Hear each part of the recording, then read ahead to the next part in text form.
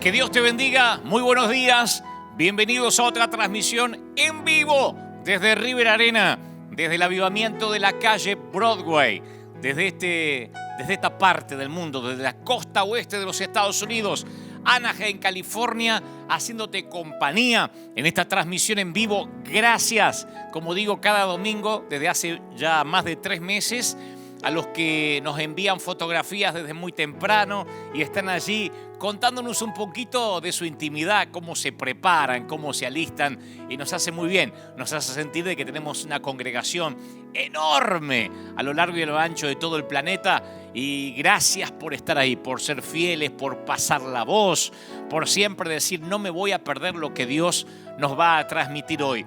Hoy Dios nos hablará de un modo muy especial. Esenciales se llama el mensaje del día de hoy. Esenciales. Si el mensaje del domingo pasado Dios te habló, Dios te bendijo, te dio fuerzas, no te imaginas lo que Dios va a hacer hoy. Porque mientras que el Señor me daba este mensaje, yo sentía que más que nunca Dios nos va a bendecir, nos va a abrir puertas, nos va a abrir nuevos caminos. Yo estoy convencido. Sigo manteniendo lo que dije hace más de 3 meses. Creo, sin ningún lugar a dudas, que este será un gran año, un año de cosecha espiritual. Aunque parece uno de los tiempos más difíciles que jamás hayamos vivido, es uno de los mejores tiempos en cuanto a que Dios se va a llevar la gloria, en cuanto a que el Señor nos va a demostrar una vez más que Él está al control, que Él está al timón, que Él está al volante. Y me encanta compartirlo con ustedes, gente. Gracias por estar ahí, gracias por nunca fallar, por estar firme como talón de oso. A nuestro batallón del ejército de Dios, a nuestra iglesia amada River, gracias por estar ahí. Los bendecimos desde lo profundo del corazón, porque este fenómeno que se ha dado, que ha sorprendido a propios y a extraños, que haya tantos miles de conectados en una transmisión en vivo, es un fenómeno que únicamente puede darle crédito, uno tiene que darle crédito a Dios. No hay otra manera de entenderlo que no sea por la multiforme gracia divina. Es que estamos aquí conectados con tanta gente desde distintas partes del mundo. Gracias por estar ahí. Gracias por ser fieles. Hoy Dios nos va a hablar en este mensaje llamado Esenciales en un ratito. Hoy es el mensaje 667. Porque tanta controversia ocasionó el mensaje del domingo pasado, que era el número 666. Milagros en el 666. Hoy es el 667. Y también vamos a hablar de milagros, de los que el Señor está haciendo, de los que va a hacer. Pero se llama esenciales, la palabra que considero el Señor ha puesto en mi corazón. Vamos a comenzar, porque hoy tengo un montón de cosas para decirte, para contarte, para transmitirte. No sin antes comenzar alabando al Señor. Nos metemos en el túnel casi del tiempo, porque esto data de unos 3-4 meses atrás, cuando podíamos estar aquí juntos, niños, jóvenes, ancianos, adultos, o todos o nadie, y alabábamos de esta manera. Comenzamos con una alabanza, con lo mejor que le podemos dar al Señor, que es justamente nuestra alegría, nuestra felicidad, nuestro regocijo, cantando juntos y unánimes. Comenzamos con la alabanza. Tras la alabanza tengo un montón de cosas para contarte en este servicio en vivo, transmitiendo en directo desde Anaheim, California. Gracias por estar de ese lado. Nosotros disfrutamos esta canción al Señor juntos. Adelante.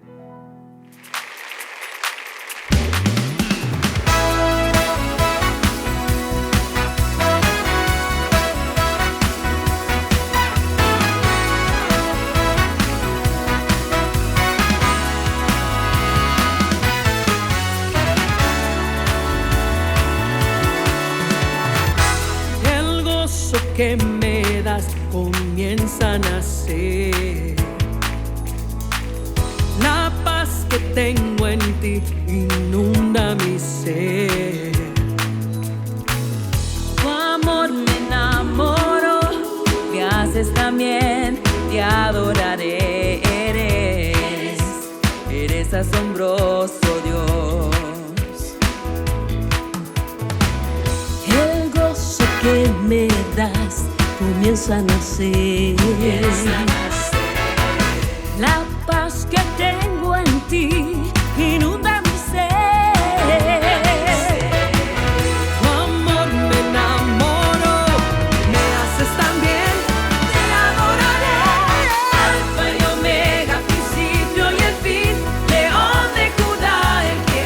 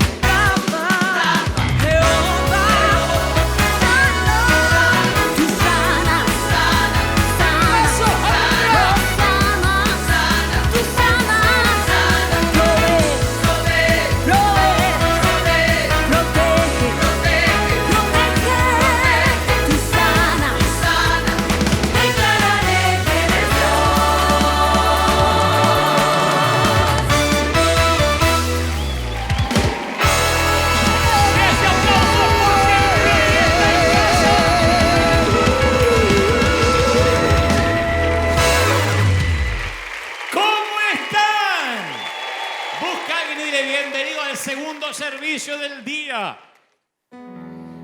Momento de alabanza, estamos transmitiendo en vivo desde Anaheim, California. Gracias por estar ahí. En momentos esenciales se llama el mensaje que Dios va a hablarnos a todos, niños, jóvenes, ancianos, adultos. No te lo pierdas. Pasa la voz. Dile a alguien que ya estamos transmitiendo en vivo que va a ser una bendición enorme. Esto que es la costumbre de cada domingo, encontrarnos aquí en los diferentes usos horarios en distintas partes del mundo para que Dios nos pueda hablar. Y así como recién podíamos percibir la esencia, la presencia de Dios, Él haciendo habitáculo en el medio de River Arena, levantando campamento, esto sigue pasando aquí. Aunque no está el público presente, aunque no está la gente, en cada uno de sus hogares se levantan altares, en cada uno de esas salas, de esos living, de esos comedores, donde sea, en el patio, donde lo estés viendo, se levanta un altar para adorar y para alabar al Señor. Durante toda la semana, desde que esto empezó, esto casi es de conocimiento público, hemos estado tratando de paliar un poco la necesidad de los más vulnerables. Yo digo siempre que cuando los mensajes se hacen virales, como estos de cada domingo, tiene sus pros y sus contras. Sus pros, que hay muchísima gente que los ve, hay muchísima gente que es bendecida. Sus contras, que como es tan viral, hay algunos que no miran, simplemente le contaron, que dice que dijo, que me contaron que en un momento dijo, o ven un resumen, o una partecita, o las pequeñas frases que alguien edita y sube a algún canal de YouTube. Entonces allí es cuando se prestan los malos entendidos. Afortunadamente y por providencia divina los malos entendidos son los menos, ¿no? Pero esta semana me sorprendió algunos comentarios de gente que decía, pero qué imprudente que es Dante, no le importa que la gente se va a enfermar. Y yo quiero aclarar, y esto lo saben todos los que nos siguen domingo tras domingo, que si fuéramos imprudentes ya habríamos abierto el River Arena. Yo siempre dije, no lo vamos a abrir, y perdonen que sea tan monotemático, pero por lo que veo hay gente que necesita escucharlo de manera más clara. No vamos a abrir bajo las condiciones que el gobierno nos está imponiendo, porque como ya dije en mensajes anteriores, creo que eso no es iglesia. Esa no es la iglesia que Cristo instituyó. Una iglesia tiene que ser para todos. Si yo tengo algún día que dejar a los ancianos afuera, a los mayores de 60, a los abuelos, obviamente, a los niños o a los enfermos, y tengo que tomarles la temperatura y ante la mínima sospecha de que están enfermos enviarlos de regreso a casa, entonces no volvería a ser pastor, no fungiría este llamado de Dios. Eso es lo que siempre dejé claro. No pienso hacerlo bajo esas condiciones, porque sentiría, salvando todas las distancias, que a un futbolista se le diga vuelve al fútbol pero sin pelota. Hagan de cuenta que tienen un balón, una pelota. Sentiría que le dicen a un médico vuelva a operar pero sin instrumentos quirúrgicos. O sea, el llamado es para todos, para los niños, para los jóvenes, con pandemia, sin pandemia. Entonces de allí, cuando alguien escucha, dice, entonces estás condenando a todos a que River Arena sea un foco de infección. No hemos abierto. De hecho, hay pastores, hay colegas que han abierto con todas las medidas de restricción. Y bueno, ellos decidieron así porque son responsables de su rebaño y supongo que tienen una palabra de Dios para hacer eso. En nuestro caso no. Yo siento de que no es el momento de hacerlo hasta que seamos todos. Porque fue una palabra invertida, una palabra rema en nuestra congregación. No dejaré a nadie atrás. Algunos me dicen, ¿y qué vas a hacer si en todo el año no permiten que vayan todos? Y bueno, no abriremos en todo el año, no sé, no abriremos en 10 años. Pero aclaro esto porque también algunos ponen, lo que pasa es que este hombre está desesperado por la ofrenda. Si estuviera desesperado por ofrenda o por dinero, estaría abriendo como sea. Por eso digo que a veces hay bajo nivel de comprensión de los que ya miran o escuchan algunas cosas con cierto filtro, ¿no? Justamente, si estuviera pensando en el dinero, diría, por favor, abramos como sea, con tal de que la gente traiga la ofrenda. No, decimos o todos o nadie. Y eso es una postura muy nuestra, una postura de que no vamos a seguir las reglas del faraón. Sé que algunos dicen también, bueno, pero hay que honrar las autoridades, tenemos que honrarlos. Y ya hablé de todo eso. Uno honra a las autoridades siempre y cuando no prohíban algo que Dios ordene o no ordenen algo que Dios prohíba. Entonces, si uno tiene que honrar a las autoridades en todo, tiene que honrarlas cuando promueven el aborto y tiene que apoyar uno la ley. Uno tiene que honrarlos cuando promueven el matrimonio igualitario. Tendría que honrarlos en todo. Y uno dice, no, yo no voy a honrar eso porque va en contra de mis convicciones. Entonces, en este caso, nosotros no decimos vamos a abrir como sea porque no nos importa. Porque estoy seguro que el gobernador o quien sea clausuraría nuestra iglesia si fuera así. Entonces lo que hacemos nosotros es decir, no lo vamos a abrir hasta que todos podamos estar adorando al Señor. No me atrevo a desarmar una familia. No me atrevo a decirle a nuestros queridos ancianos, ustedes no van a poder entrar, no traigan sus hijos. No, esta es una iglesia para gente rota, es un hospital del alma. Y va a funcionar como hospital desde el día 1 que se vuelva a abrir. Mientras tanto, la iglesia somos la gente. Mientras tanto, seguimos saliendo a la calle. Mientras tanto, seguimos predicando aquí de manera virtual, como sea. Vamos a volver a los estadios, vamos a ir a un parque, debajo de un árbol. Tenemos cultura haciendo eso. River se forjó en el desierto. Así que no nos asusta si tuviéramos que regresar al desierto en términos metafóricos. De verdad, estamos felices, estamos contentos porque hay un plan de Dios, pero eso no conmueve nuestras convicciones. Nuestras convicciones, las nuestras, no están en venta. No estoy juzgando qué hacen los demás, no estoy diciendo que los que abrieron con restricciones lo están haciendo mal. Yo hablo de mi llamado, de nuestro llamado, del cual Dios me va a preguntar. Dios no me va a preguntar qué hizo Maldonado en Miami, o qué hizo Cash en Guatemala, o qué hizo Rodríguez en Colombia. Dios me va a preguntar qué hiciste con la iglesia a la cual te puse al timón y tienes que responder por ella. Yo no voy a poder decir, no, pero lo que pasa es que la organización que me nuclea dijo que no, voy a tener que responder ante Dios por esta congregación. Así que yo soy responsable y quiero pararme ante el tribunal de Cristo diciendo, Señor, esto es lo que me entregaste, esto es lo que yo hoy te entrego también en tus manos como nada más un torpe mayordomo, pero mayordomo al fin. Y como mayordomos salimos a la calle y esta vez fuimos o regresamos esta semana a los campos, a los sembrados, a nuestros hermanos latinoamericanos, nuestros queridos hermanos que están allí trabajando agachados de sol a sol. Llegan algunos a la medianoche para preparar todo, otros a las 6 de la mañana. Y se van a las 5 o 6 de la tarde, trabajan todo el día. Si el calor es mucho, nos decía el capataz, se los llevan más temprano a descansar. Pero vaya que es un trabajo terrible. Y nosotros llevamos alimentos, insumos, para que ellos puedan saber que no están solos. Para que recuerden que la iglesia está en las calles. Y tuvimos la providencia divina que 2 de las cadenas de televisión más grandes de los Estados Unidos llegaron allí con sus noticieros. Univisión y Telemundo. Es lindo porque ellos retratan algo que les sorprende, que debería ser la normalidad. Debería ser lo normal que las instituciones, que las iglesias estemos allí. No necesariamente dándoles de comer todos los días, porque nosotros no vamos todos los días, pero es un mimo al alma, es un mimo al corazón.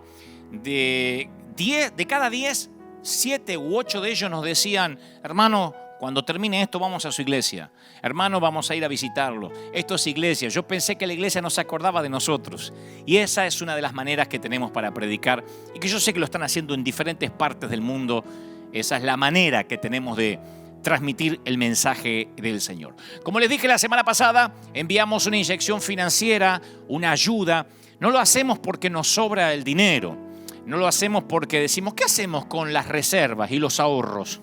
No, Dios sabe que no. Dios sabe que compartimos en primera instancia ya hace muchas semanas la viandita que teníamos, nuestros pececitos, nuestros panes, y Dios nos empezó a multiplicar porque funciona. Lo que siempre predicamos a la gente que haga, lo empezamos a hacer nosotros. Decirle a la gente, cuando no tiene dinero siembre, conviértalo en semilla lo poquito que tiene. Uno lo dice, pero cuando lo tenemos que vivir como ministros y predicadores, ahí se prueba la fe que tanto predicamos. Y eso fue lo que hicimos. Veía una entrevista hace unos días de alguien que decía, es fácil regalar dinero ajeno.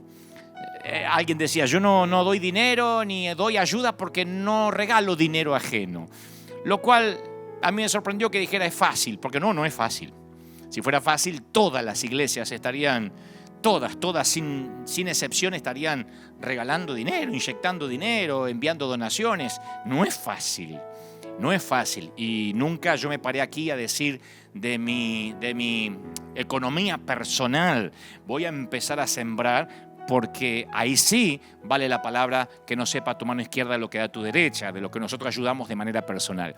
Pero aclaré hasta el hartazgo que esto se trata de una fundación, de una non-profit.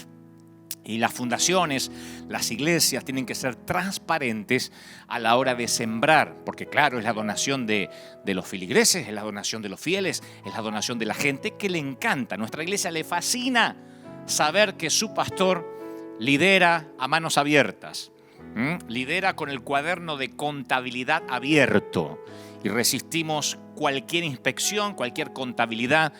No hay otra manera. No hay otra manera de hacerlo. Es la única manera que las iglesias tenemos de administrar los fondos. Y yo quiero que ustedes compartan con nosotros la alegría que tenemos nosotros. Enviamos de las 15 naciones que fueron elegidas, 16 en realidad, porque estamos logrando involucrar a Venezuela con un poquito de esfuerzo, pero ahí estamos. Ya enviamos la ayuda. Esta semana faltan unos poquitos países más y ya empezaron a llegar las primeras fotografías. Estas son de Argentina. Esta es una fundación que ya venía trabajando hace mucho, la Fundación Más Vida de Quilmes. Trabaja desde hace 6 años ininterrumpidos atendiendo la necesidad de personas que viven en la calle sufriendo adicciones, mujeres que sufren violencia de género. Y esta organización, Más Vida, brinda alimentación, asistencia médica, legal, ayuda en talleres de peluquería, textil, apoyo escolar. Esto es en Quilmes, Buenos Aires, Argentina. Y ellos coordinan la distribución junto con el ejército argentino. Ahora van a ver ustedes, o habrán visto recién, imágenes también de los militares allí. Ahí está, el ejército argentino los apoya y ellos envían esta ayuda a diferentes sitios. Quien dirige esto es Carlos Anacondia Jr., un gran amigo. Y ellos aplicaron como alguien más. Yo no sabía ni que existía esta organización. Bueno, no lo sabía porque estoy lejos, no porque ellos han pasado desapercibidos. Y durante la semana ellos reparten módulos de alimentos, casa por casa, entregan provisiones para toda la semana y aprovechan, claro, para compartir el mensaje de Jesús en todos los barrios. Dan desayunos, llevan desayunos a la policía, a los bomberos, al personal médico de Quilmes. Una tarea extraordinaria. Nosotros nos sumamos, tímidamente nos asociamos a ellos para ayudarlos económicamente. Desde aquí, River oficialmente está trabajando con Más Vida de Quilmes y los bendecimos, nos mandaron saludos, son extraordinarios. Después les voy a mostrar durante la semana las fotos de Colombia, de República Dominicana, de Panamá, de Paraguay, de todos los países que ya recibieron la ayuda y que ya salieron. Pero estas se las quería mostrar porque tienen que ver con mi querido Argentina, y te mando un saludo, querido Carlos Jr., porque también Carlos Anacondia Padre es un gran amigo y un tremendo hombre de Dios, pero ahí estamos sirviendo.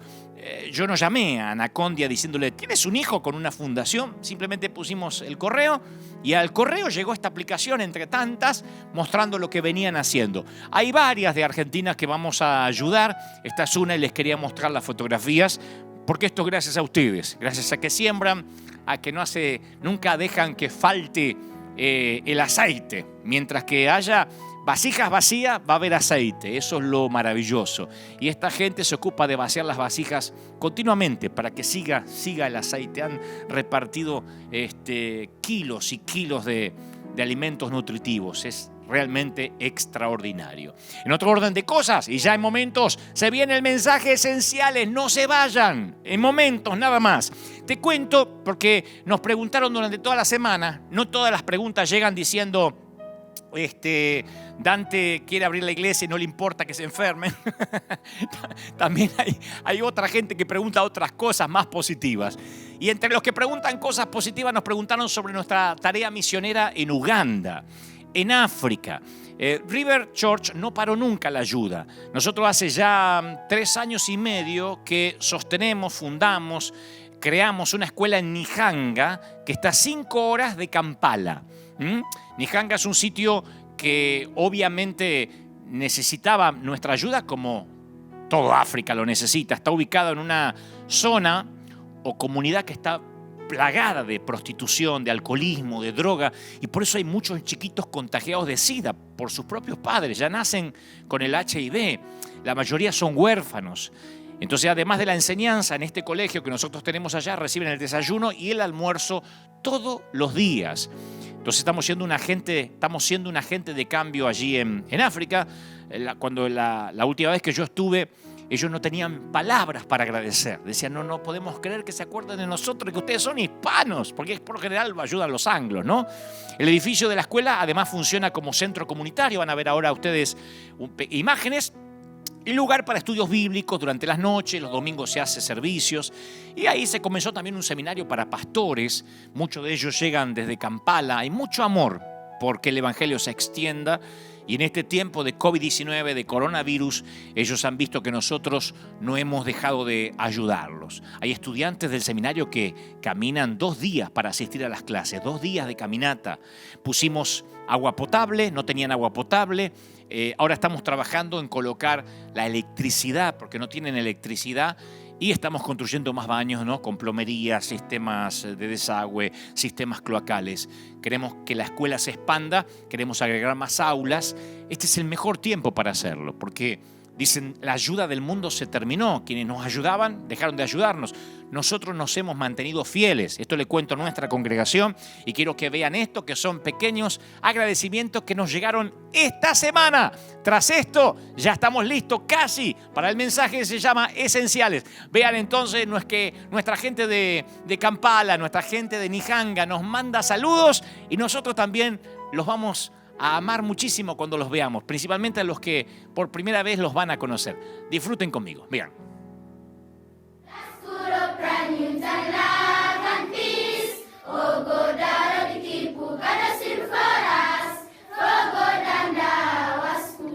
Hi friends, this is Brother Godwill reporting from Nyahanga, where you are empowering us to be. Every agency is making a difference in the lives of the community. And by name of Nakarangela Teddy, I teach here Kadisil Community Christian School, responsible for welfare. I'm really very happy of you for your support during this time of COVID. I've been here through the past 6 months, and our team at Light of the Lord are so rejoicing to see what God is doing daily in the life of our children, our staff. We had challenge of food, yes, no life, because there was no money, but you supported us on behalf of teachers and the entire community. I would like to extend our appreciations to you, River Church. You have done great upon us. Really, may God grant you His peace and life in abundance.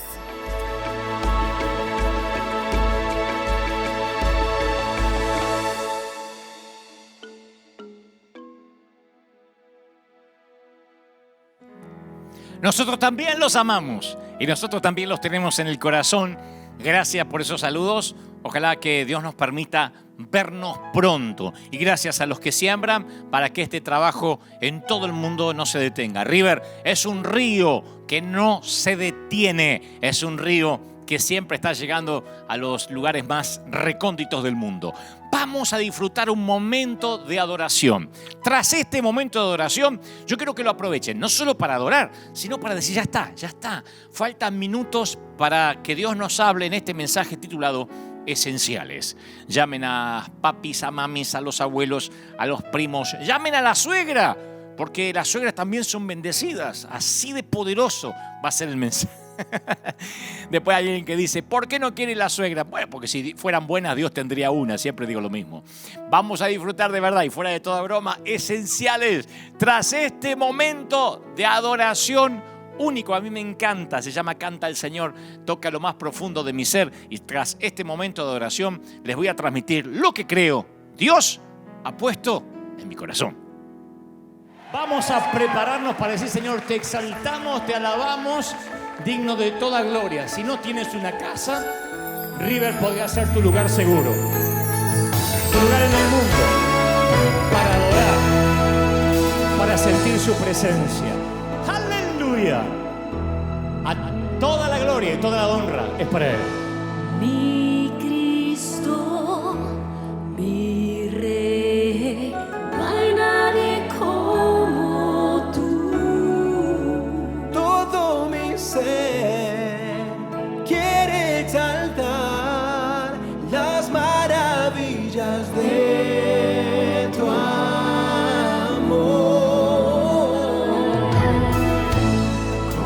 Consuelo, refugio.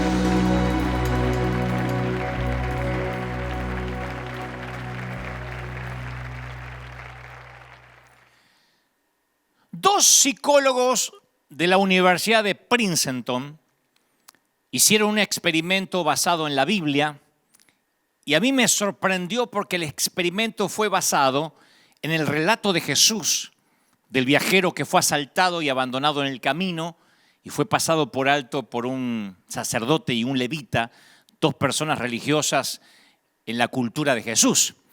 Y bueno, todos conocen que solo se detuvo el samaritano. Así que, basado en este relato de nuestro Señor, hicieron un experimento en la universidad. Entrevistaron a seminaristas, a gente, a caballeros que querían ser pastores, evangelistas, algunas damas que querían alistarse como misioneras, y a todos les preguntaron por qué querían entrar al ministerio. Y todos decían que querían ayudar a la gente. Casi el común denominador era queremos ayudar a la gente, queremos bendecir personas. Así que le decían, bueno, para ver si pueden calificar para entrar al seminario, queremos que preparen un sermón acerca del buen samaritano. Cuando lo tengan listo, tienen un par de horas para preparar un sermón, no tiene que ser muy largo, 10, 15 minutos, acerca del buen samaritano. Cuando lo tengan listo, queremos que salgan de aquí, de las oficinas, en el campus, y vayan hasta la capilla para exponer el mensaje. Así que se ponían nerviosos y se ponían obviamente a escribir el mensaje. Estaban en la oficina del campus, la oficina del decano, y tenían que cruzar gran parte del campus para llegar a la capilla y exponer el mensaje, lo que era una tesis, un trabajo práctico. La cosa que en el experimento, entre la oficina y la capilla pusieron a un actor que simulaba haber sido asaltado, se le habían maquillado los moretones, y lo tiraron ahí en el piso, justo en el camino en que todos los seminaristas iban a predicar a la capilla. Lo ponían ahí como que pedía ayuda, decía, me acaban de asaltar, ayúdenme. El 99% de los seminaristas levantó el pie y siguió de largo. Y se excusaban diciendo, lo siento, tenemos que ir a predicar. Ahora, ¿de qué iban a predicar? Acerca del buen samaritano. Y eso demostró que el deseo de servir en el ministerio los hizo indiferentes ante el sufrimiento. El levita y el sacerdote estaban tan ocupados amando a Dios, según Cristo lo contó, que no tenían tiempo para amar al prójimo.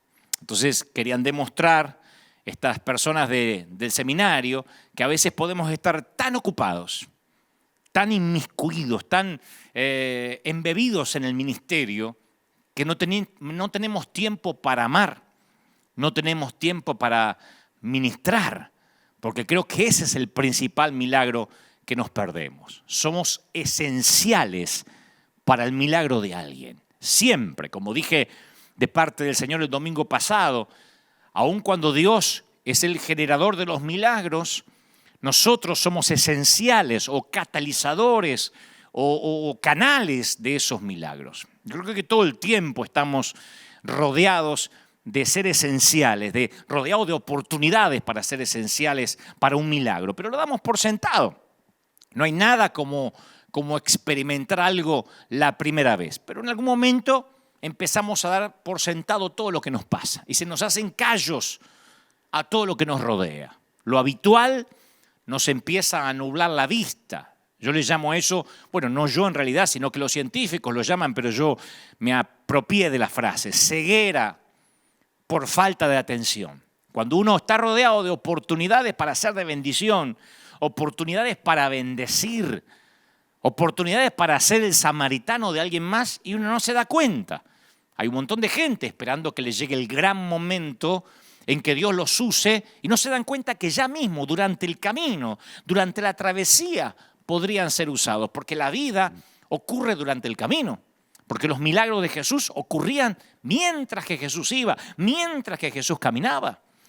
Y creo que como nos pasa eso en el ministerio, ocurre con la vida. Ocurre que podemos estar rodeados de montañas, de océanos, un paisaje maravilloso, y con la vida en general podemos no darnos cuenta de lo que nos está rodeando.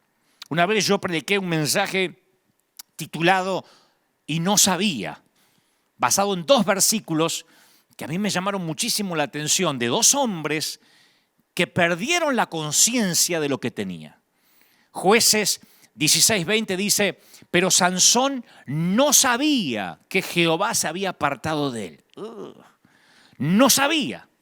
Conocemos la historia. Él pensaba que la unción nunca se le iba a ir de él, hasta que en un momento Dalila lo timó y él no sabía que la unción se había apartado de él.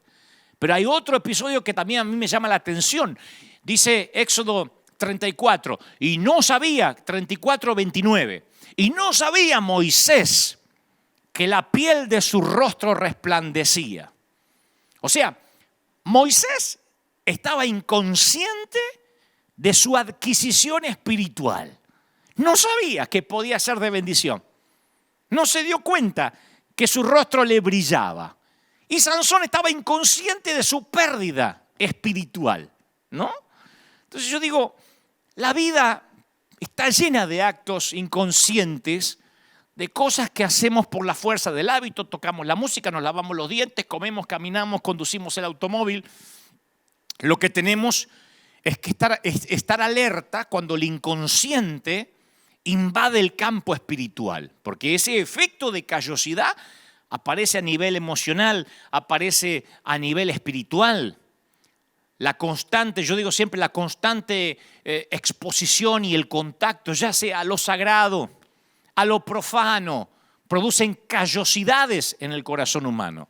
Me ha escrito decenas de personas diciendo, extraño con horrores la iglesia. Y yo sé que mucha gente extraña el congregarse en distintas iglesias, templos, en distintas partes del mundo. Pero a mí me sorprende que algunos de los que me escribieron son los que faltaban a la iglesia un domingo por cualquier bobería, por cualquier tontería. No, es que vino mi compadre y justo le hice unas carnitas asadas, entonces me quedé para pasarla con él, pero el domingo que viene voy. Y hoy dice, extraño horrores, porque perdió la conciencia de lo sagrado, de lo importante que era congregarse. Estar en contacto con lo sagrado, con lo profano, causa callos. Estar en contacto con la pornografía puede causar callos. Al principio es excitante y después alguien tiene callosidad, de modo que lo que antes le excitaba, hoy simplemente ni siquiera le mueve un pelo. Estar en contacto con la sangre, con los muertos, con la basura, con el estiércol, con la violencia. Y como digo siempre, lo que es peor, cuando las cosas sagradas se convierten en comunes y corrientes.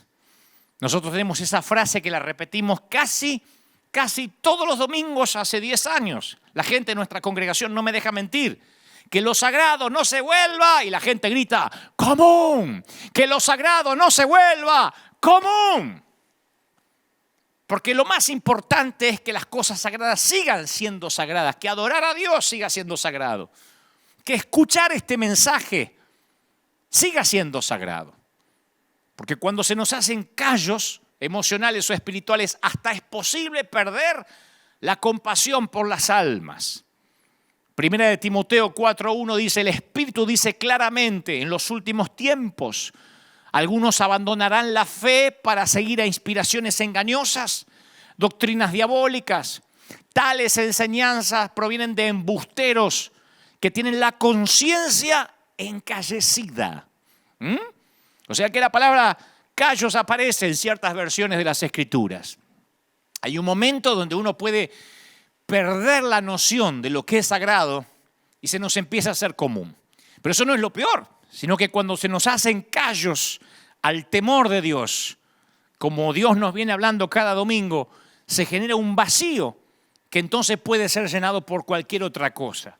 A mí siempre me llamó la atención que la Biblia dice que el Espíritu de Jehová se apartó de Saúl. O sea que, obviamente, quien no conociera la historia de Saúl, solo con ese versículo se da cuenta que el Espíritu de Jehová estaba con Saúl, pero en un momento se apartó, como de Sansón. Y lo atormentaba un espíritu malo de parte de Jehová. O sea, cuando dice de parte de Jehová, no es que Jehová tiene un espíritu malo, sino que con el permiso de Dios, un espíritu malo lo atormentaba. Hay una ley espiritual que establece que un espacio espiritual nunca está vacío. O está lleno de Dios o está lleno del maligno. En las cosas de Dios no hay posición neutra. Por eso los tibios Dios los vomitará de su boca. O uno está lleno de Dios o está lleno de otra cosa. La Biblia enseña que los demonios andan continuamente buscando vacíos para llenar. Y ahí es cuando, en el caso de Saúl, aparecen los celos, las envidias. No voy a predicar de esto hoy porque quiero hablar de los milagros que necesitamos en esta temporada. Pero si ustedes van a la historia, en Samuel van a descubrir que Saúl se enojó un día terriblemente, le desagradó que decían David mató a David le dieron 10.000 y a mí me dieron 1.000.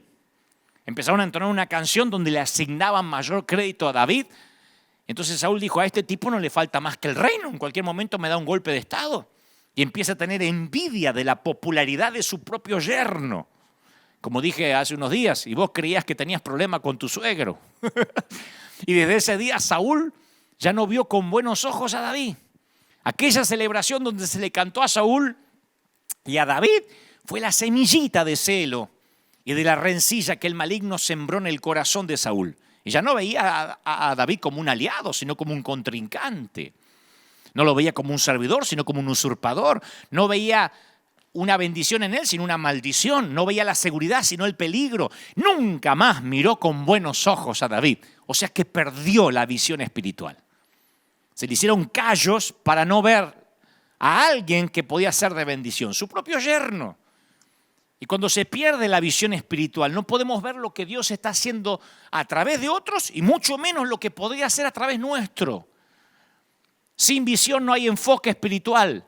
Sin visión uno va corriendo a la capilla para predicar del buen samaritano, pasando por encima del que acaban de asaltar. Un líder que es ungido siempre va a provocar la carne en quienes no están ungidos. Siempre. Transita el tiempo suficiente en el ministerio y aprenderás lo que te estoy diciendo. Los carnales no pueden comprender cómo Dios puede usar a una persona distinta a ellos. Saúl estaba elevado en la posición, era el rey, pero David estaba más elevado porque tenía la unción. Las posiciones no dan estatura, la unción sí. Los que pierden la unción y la autoridad espiritual lo saben, por eso Saúl lo presentía. Los que pierden la capacidad de ver espiritualmente pueden aparentar, pueden pretender, pueden jugar a que lo tienen, pero en su corazón saben que han perdido lo que Dios le había dado. Saúl sabía que David tenía lo que él había perdido. Saúl tenía la posición, David tenía la unción. Nunca lo novedoso va a reemplazar lo sagrado. Nunca la carne va a reemplazar la unción. Nunca los bueyes suplantarán los levitas escogidos. Nunca los carros nuevos suplantarán los hombros santificados. Los que conocen de Biblia saben de qué hablo. Y lo que es peor aún, cuando el Espíritu de Dios no está, se depende de otros para que peleen por ti. Depende que otros te representen y hablen en tu nombre. Cuando Goliat desafió al ejército de Israel, le correspondía ¿a quién dar la cara? A Saúl. Pero no estaba en condiciones de asumir esa responsabilidad porque tenía callos espirituales. Y en todo caso, si Saúl emitía una opinión, hubiese dicho, nosotros los israelitas preferimos ser prudentes. Nadie se arriesgue la vida contra un gigante que nos enteramos que ya mató unos cuantos. No sé por qué, pero creo que Saúl tendría terror a una pandemia si viviera hoy. Creo que este tiempo nos lleva a que la iglesia seamos parte del milagro. Entender que somos más esenciales que nunca. La iglesia tiene que ser representada por un muchacho, por un David, por muchos que se pongan en la brecha y digan, se metió con el escuadrón equivocado. ¿Quién es esta bola de grasa para atentar contra los escuadrones de Israel? Bueno, no dijo así David, pero de tener alguna beta argentina hubiese dicho algo similar. Claro, pero para eso necesitamos ensuciarnos las manos con el alma de la gente. Vamos a tener que involucrarnos. Ser el samaritano de alguien. Y ser el samaritano de alguien a veces causa escozor, urticaria, porque provocar la paz, señoras y señores, no te olvides esto, no se olviden esto. Provocar la paz no es lo mismo que mantenerla o tratar de mantenerla. A veces mantener la paz, algunos creen que es solo evitar conflictos. Son los modismos que nos van quedando de alguien que nos dijo que está en la Biblia, pero no lo leímos. ¿no? Como cuando dicen, fulano se fue de la iglesia porque era desleal, o me fui porque no podía ser desleal a mi pastor. Y yo aclaré más de una vez que la lealtad se ve cuando estamos en desacuerdo y aún nos quedamos allí. En este mismo orden de pensamiento, de estas cosas que a veces se malinterpretan, creemos que mantener la paz o ser gente de paz es meter todo bajo el tapete, bajo la alfombra, para no tener problemas. Y Jesús no evitaba el conflicto. De hecho, muchas veces lo causaba. Jesús sabía, yo vengo hablando de este Jesús, de este mi Jesús, varios domingos, porque él sabía que el conflicto muchas veces es el catalizador de un milagro. Claro que es más fácil evitar el conflicto. Cuando uno evita el conflicto, a veces también retrasa la disciplina, pero a largo plazo eso daña más de lo que ayuda. Cuando uno no evita el conflicto con los hijos, uno no disciplina. Cuando uno no disciplina, pues tiene un árbol torcido que tuvo que haber enderezado cuando era un retoño pequeño. Cuando uno no quiere conflicto, cuando uno quiere ser prudente en todo, pospone conversaciones difíciles porque nos falta energía emocional o el valor o no tenemos lo que hay que tener. No, mi querido, el amor duro requiere decisiones duras, conversaciones duras, como debemos hacer con nuestros hijos, los que tenemos o tuvimos y tendremos empresas o compañías. Sabemos que a veces hay que hablar duro con los empleados, lo cual no significa ser grosero, pero poner las pautas. Porque si uno no dice las cosas que a veces no suenan tan populares, se hace, como decía mi mamá, rebelión en la granja y nadie sabe lo que tiene que hacer porque no hay una claridad, no hay una visión, no hay una directriz. Entonces a veces mantener la paz no es callarse. Jesús pudo haber sanado, por ejemplo, en cualquier día de la semana, pero yo veo que a menudo escogía el sábado. Y decía, ¿qué día es hoy? Sábado. A sanar gente. Porque Jesús pensaría, ¿por qué no matar 2 pájaros con una sola piedra? Curar los cuerpos enfermos mientras se metía bajo la delgada piel de los fariseos que se estaban justificando a sí mismos. Jesús sabía que los irritaría, por eso lo hacía. Los estaba aguijoneando. Jesús ofendía a los fariseos y quien ve la historia de Jesús ve que lo hacía con intencionalidad, con congruencia. Porque eso es lo que haces cuando amas a alguien, se llama amar de verdad. Una pareja que ama de verdad habla todo, debate todo, no hay cosas que se calla para no tener problemas. Porque de allí deviene la desconexión. Cuando uno se calla y no habla, uno se va desconectando. No, Jesús hablaba, provocaba. Salomón dijo, las palabras de los sabios son como aguijones. Un aguijón era un bastón con púas usado para dirigir el ganado. Y a veces tenemos que decir algo hiriente para ayudar. Si realmente amamos, si realmente creemos en esa gente, hay que aguijonearlos a veces como los arreadores, se dice, como los que llevan adelante el ganado. Ahora, permitime matizar esto un poco porque yo no estoy haciendo una apología de una licencia para lastimar gente. Tienes que usar las palabras correctas en el momento correcto con el espíritu correcto. Siempre digo cuando veo a un colega, algún predicador, que si tiene motivaciones secretas es preferible guardarse las palabras hirientes, ¿no? Si alguien está desahogando su frustración o diciendo algo que lo hará sentir mejor consigo mismo, a veces es preferible no hacerlo. Yo jamás he usado este sitio para desahogar mis frustraciones. Dios sabe que no. Trato de ser un cartero, un mensajero que entrega el mensaje lo más limpio, lo más impoluto posible. No me involucro. No lo ensucio con mi frustración, con mi enojo. Dios sabe que no, o por lo menos lo intento vehementemente. Yo creo que uno tiene que tener el mejor interés de la otra persona en el corazón. Cuando yo reflexiono en mi vida, ¿sabes a quién más respeto? No a los que se tomaron las cosas livianas conmigo, los que dijeron, bueno, déjalo, Dante es así. Yo los que más respeto hasta el día de hoy son los que cuando yo era pibe, cuando era jovencito, impulsaron mi potencial, me empujaron más allá y a veces me aguijonearon.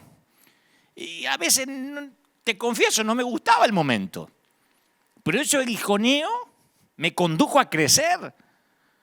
Me acuerdo que había predicado por primera vez en el estadio Vélez Sarsfield en 1996, un 14 de diciembre de 1996. Y yo salí por primera vez, un muchacho que nunca antes había estado ante un gentío, tantos miles, 20 y pico de años, peso lástima. Y salgo y hay 50.000 gentes y me emociono. Y me emociono tanto que en un momento, como buen pentecostal, empiezo a hablar en lenguas. Yo no me daba cuenta que estaba ante miles y empecé a hablar en lenguas. Obviamente nadie traducía esas lenguas angélicas y yo estuve un buen rato hablando en lenguas entre medio del mensaje, etcétera, porque para mí eso era fuego, para mí eso era estar ungido. Y me acuerdo que un amigo, se llama Marcelo Lafitte, era el director de un famoso periódico en Argentina, gran amigo, me llama y me dice: Dante, me estaban todos llamando para felicitarme y decirme cosas bonitas, y él me dice: Dante, ¿sabes? Hablar en lenguas en público te va a reducir a un sector. Yo lo sentí como punzante, pero pude percibir el amor de sus palabras. Me dijo: mira, en Vélez Sarsfield había menonitas, había bautistas, había hermanos libres, había católicos.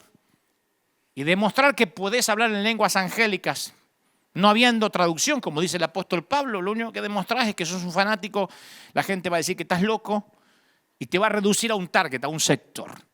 Consejo en el año 96 que hasta la fecha me ha servido. Yo digo, gloria a Dios que alguien se animó a llamarme y a decirme: flaco. Después están los otros que te llaman para decir, siempre hay algunos que te llaman desde la envidia, desde el celo, pero con amor son muy poquitos los que llegan y te corrigen. Y te dicen, de hecho no me dijo no lo hagas más, me dijo yo haría tal cosa. Y yo sentí que eso venía de parte de Dios. Yo digo siempre, a pesar de que pasen los años, no sé dónde Dios me vaya a llevar, pero una de mis oraciones es que nunca deje de tener un corazón tierno con Dios, para la corrección, para aprender, porque ese corazón tierno también tiene que ser protegido por una piel dura de rinoceronte. Porque no falta el que viene y dice: lo que le importa son los diezmos. Cuando estoy diciendo, como dije hace un ratito, no, si yo estoy diciendo que no voy a abrir la iglesia, pero siempre no falta aquel hiriente o que con palabras insultantes o adjetiviza. Entonces uno tiene que conservar el corazón tierno con una piel dura. Si no va a pasar, va a pasar que se va a endurecer el corazón y la piel va a quedar delgada. Lo peor que nos puede pasar es que se produzca lo inverso. La piel delgada no va a ser suficiente porque esa herida muy a menudo se ofende demasiado fácil. Entonces uno tiene que decir: Señor, dame piel de rinoceronte o piel de foca para que todo me resbale. Proverbio 19:11 dice: su gloria es pasar por alto la ofensa. Y yo creo que muchos de nosotros tenemos que lograr ser duro de ofender.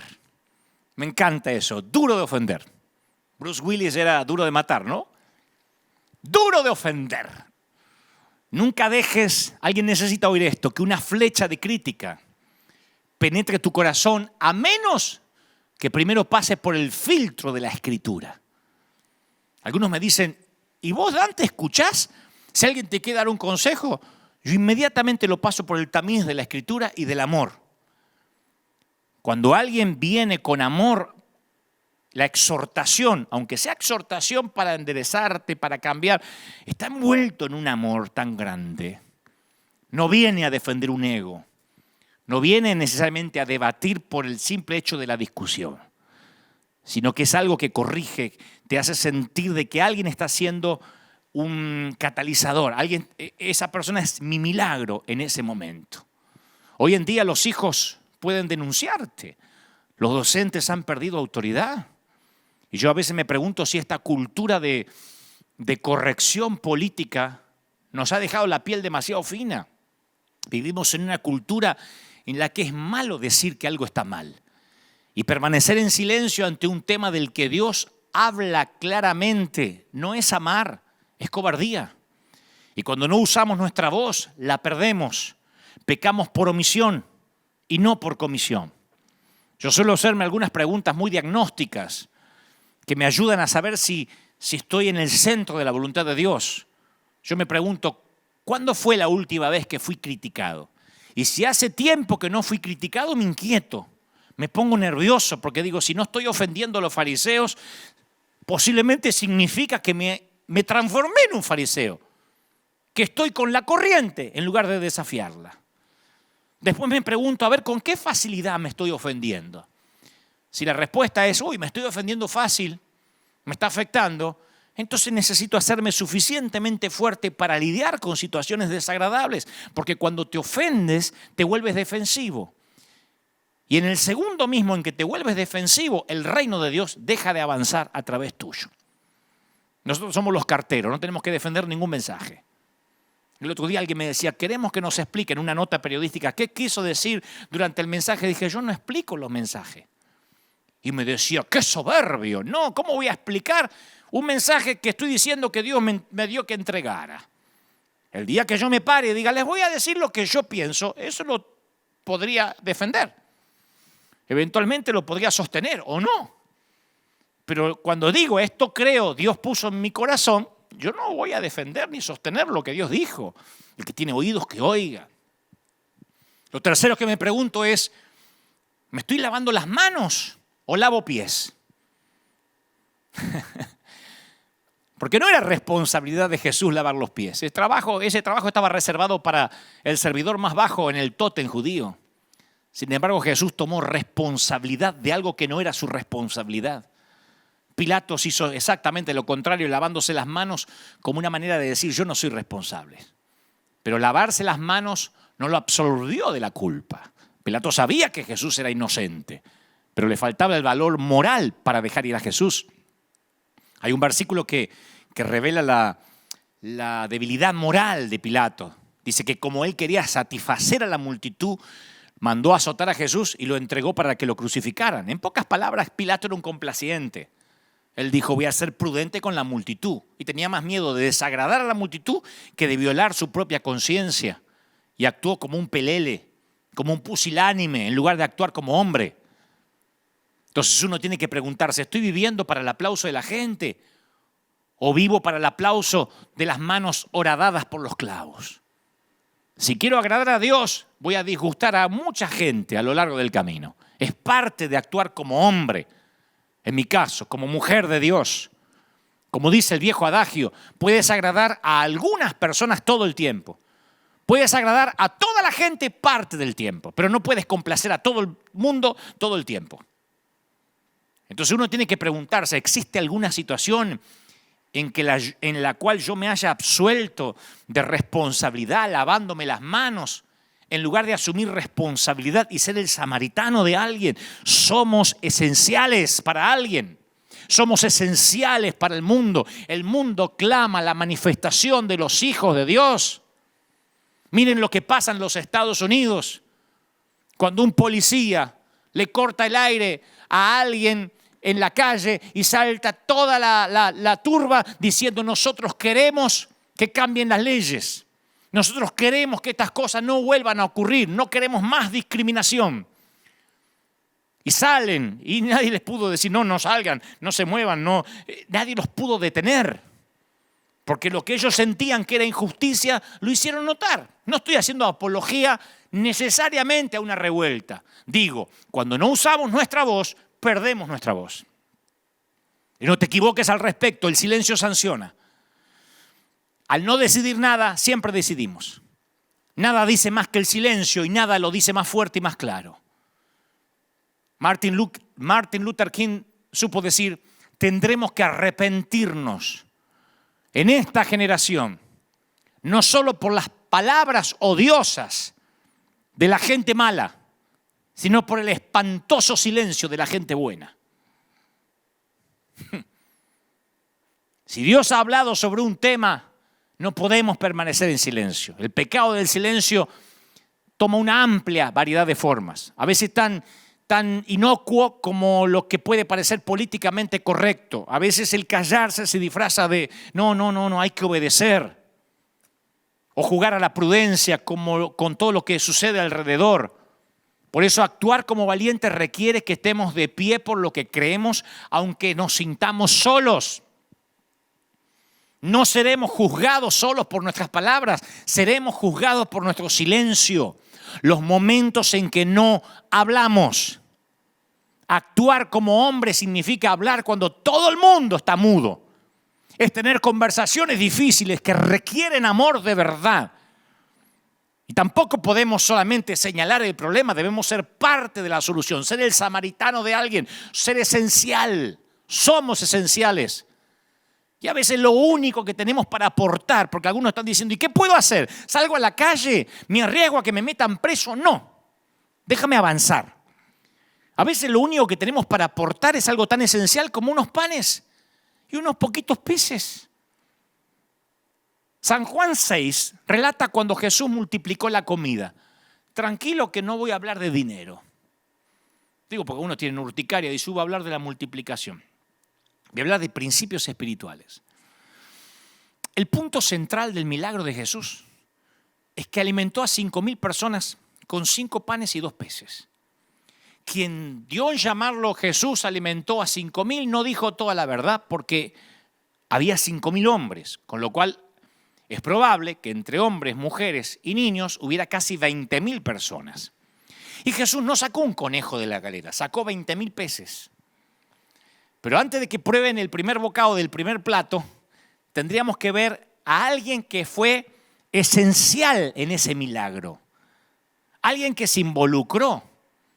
Dice que Andrés, que era el hermano de Simón Pedro, le dijo, acá hay un muchacho que tiene 5 panes de cebada. Bueno, ustedes conocen la historia, ¿no? Había un gentío y le dijeron, Jesús, mandalos a comer a todos estos porque son una multitud.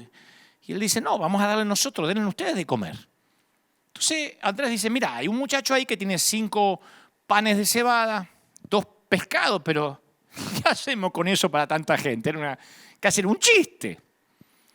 Y los discípulos no secuestraron al chico y le robaron la vianda. El chico lo entregó por voluntad propia. Dijeron, nene, ¿nos da la vianda? Sí, dijo el muchachito. Y eso preparó la escena para el milagro.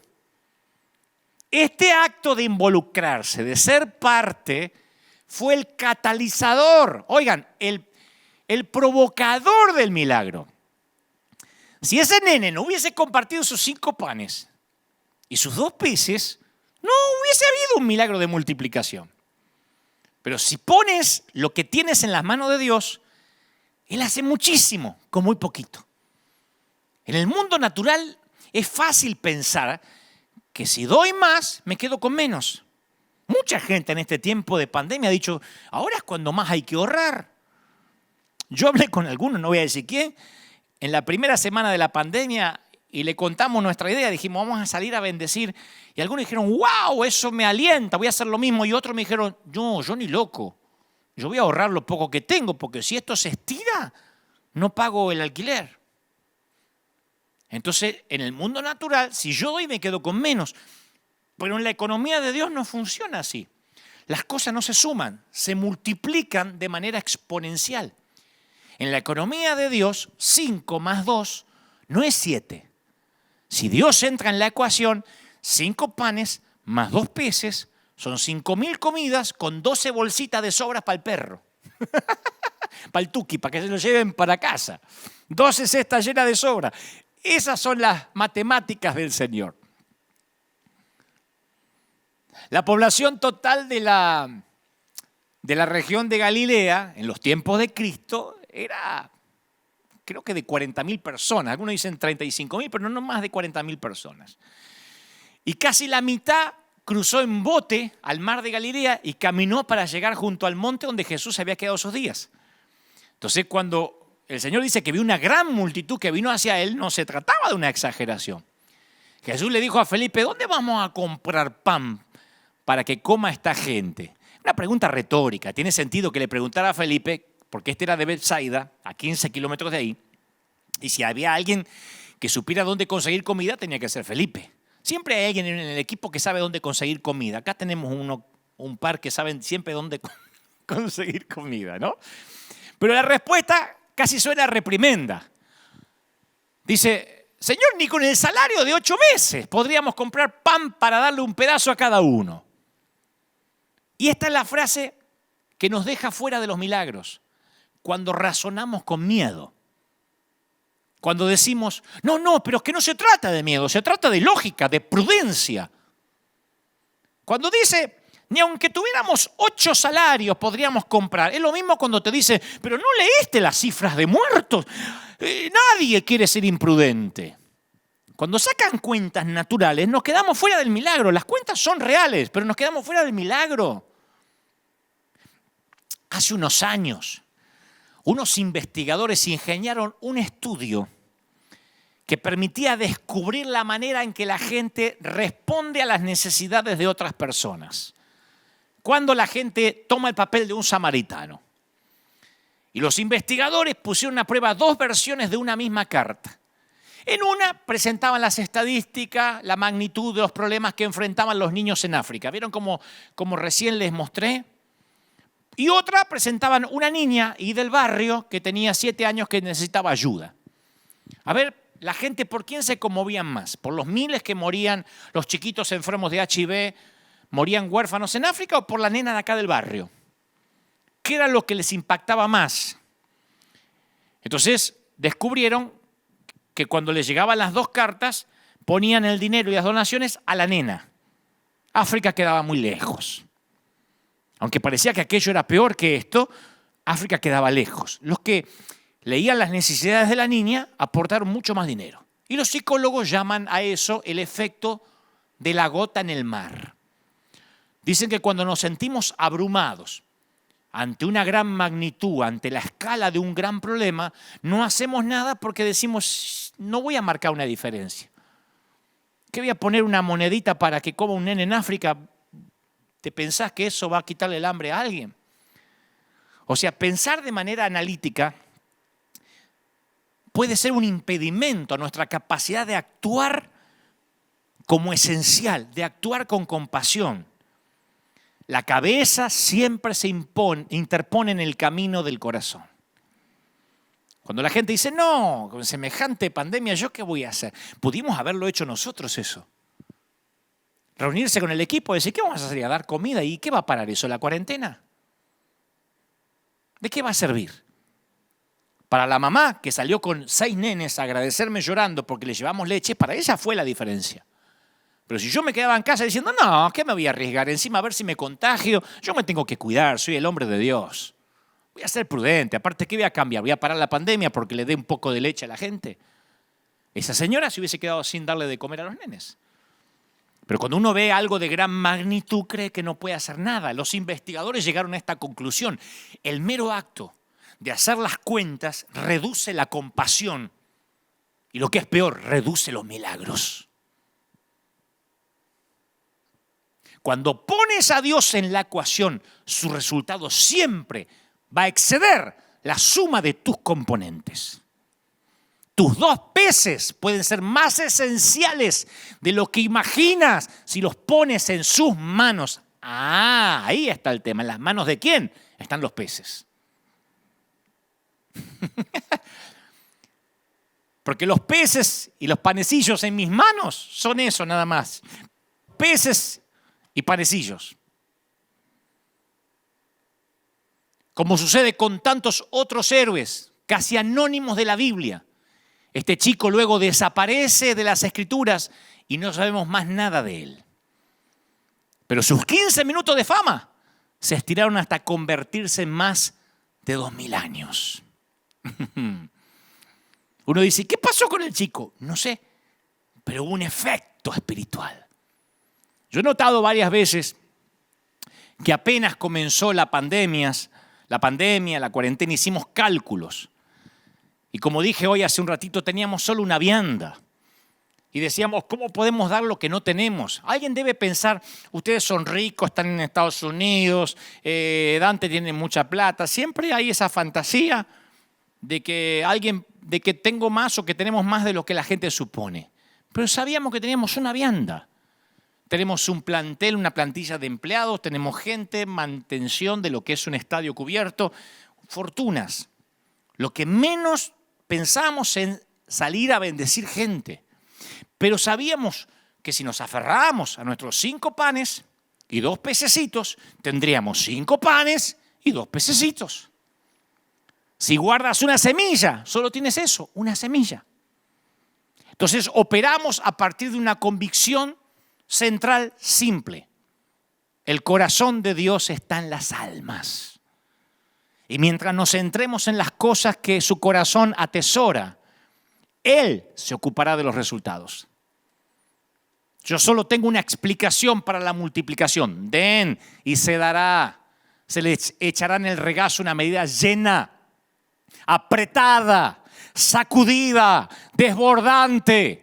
Porque con la medida que midan a otros, se les va a medir a ustedes. Y no estoy hablando necesariamente de dinero, hablo de todo. La ley de la medida es tan inviolable como la ley de la gravedad. No hay que orar por eso. ¿Se acuerdan? No ores por todo. Hay leyes espirituales que se cumplan, ores o no, que se cumplen. Con la medida que uses se te medirá. No importa si se trata de 2 peces o 2 moneditas. No puedes quebrar la ley de las medidas y eso es buena noticia cuando se está dispuesto a darle a Jesús nuestra vianda del día. ¿Recuerdas la oración del Padre Nuestro? El pan nuestro de cada día, dánoslos hoy. Deseamos que dijera el pan nuestro de cada semana, de cada mes. ¿Qué tal el pan de cada año? Bueno, pero así no tendríamos que depender de él a diario.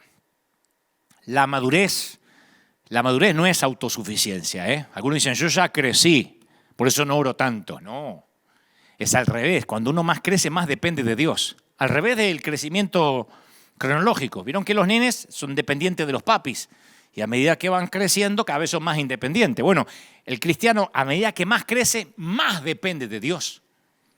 Pero nosotros queremos que Dios nos provea más para necesitarlo menos. Y el lenguaje que describe la provisión de Dios en Israel es quirúrgico, es preciso. Dios proveyó justo lo que necesitaban, ¿se acuerdan? No podían guardar maná de un día para otro. ¿Por qué Dios provee tan necesariamente, tan justito la comida? ¿Por qué prohibiría que guardaran las sobras? ¿Qué hay de malo de frizar un poco de maná? ¿Qué hay de malo de meter algo en el refri? ¿Qué mal había en tomar la iniciativa y recoger maná suficiente como para 2 o 3 días más? Aunque mucho nos gustaría que Dios nos proveyera misericordia como para un año. Nuevas son las misericordias, ¿cada cuánto? ¿Cada cuánto? En casa. ¿Cada cuánto se renuevan las misericordias? Cada mañana. Qué lindo sería, bueno, peca tranquilo, mete la pata, tenés misericordia por todo el año. 2020, en el 2021 te renuevo la misericordia. Cada mañana. Porque si Dios nos diera demasiado, todo de golpe, ya no dependeríamos de Dios ni tendríamos hambre de Él. Te conozco, me conozco. Nos conoce. Ahí estaba el muchachito entregando la vianda y Jesús dice, vamos, haga que se sienten todos. Jesús toca la campana, está lista la cena, pero la mesa está vacía. Ese es el paso más difícil. Hacer que todos se sienten a comer y no hay comida. Y Jesús bendice el alimento imaginario. Va a tener que repartir 2 peces en 20,000 porciones. ¿Te tocó alguna vez esperar la comida durante el más tiempo que suponía? Fuiste a un restaurante y tardaron. No hay cosa que exacerbe más el mal humor que el hambre. El mal humor junto con el hambre son una pésima combinación, son malos socios. La cosa se pone fea muy rápido. Quien haya trabajado sirviendo comida sabe de qué hablo. La multitud de 20,000 personas se transforma en una turba furiosa. Hace poco nos pasó aquí cuando fuimos a Los Ángeles a llevar comida al pleno centro y llegó el camión de Lighthouse y vinieron todas las personas en situación de calle y al principio gracias y nos tardamos en armar la comida y menos mal que no nos tardamos más. Yo dije, muchachos, como sea, repartamos porque esa gente tenía hambre y mucho mal humor. Jesús da gracias a su Padre por algo que no tiene. Da gracias a su Padre por algo que todavía no pasó.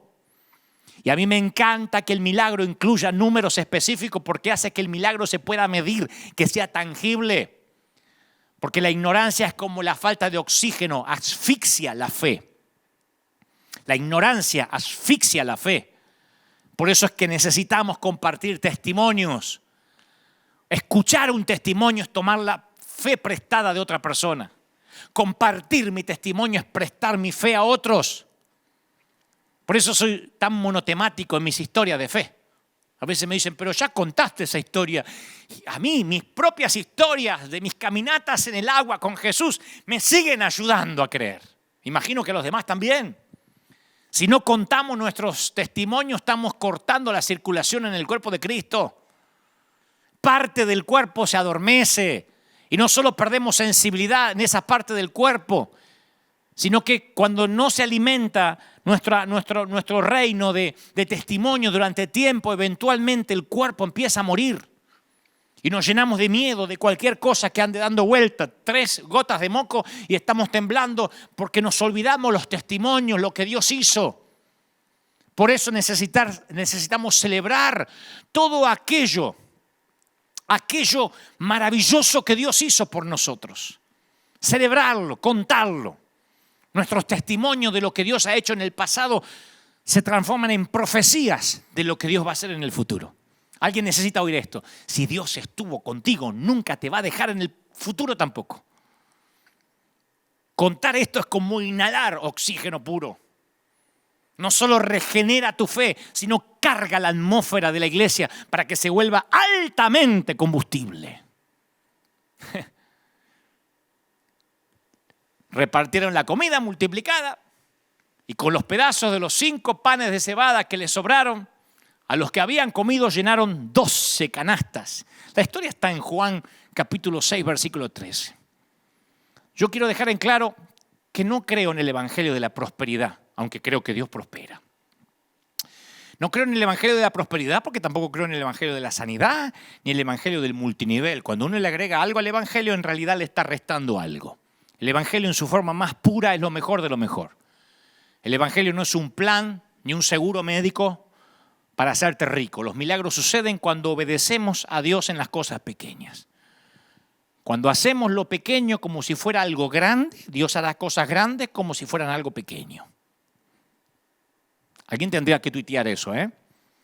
Siempre oro para que Dios ponga estos mensajes, estos sermones en los oídos correctos, en el momento correcto. Cada mensaje que bendice a alguien, yo lo veo como la respuesta a la oración de alguna persona. En este momento soy el samaritano de alguien. Cada vez que yo predico un mensaje, aquí, con la gente o a través de las redes, ahora estamos saliendo en YouTube, en Facebook, yo siento que le estoy entregando a Dios mis 2 pececitos, mi vianda. Y cuando termino de predicar, como ahora, cuando termine, yo ya no puedo controlar lo que suceda. La gente que después se pone a mirar, los que comparten, los que lo hacen viral. Esa es la parte que más me gusta, que más me entusiasma. Porque lo único que puedo hacer es confiar que Dios va a multiplicar lo que tengo para ofrecer, alimentando con ello a las multitudes.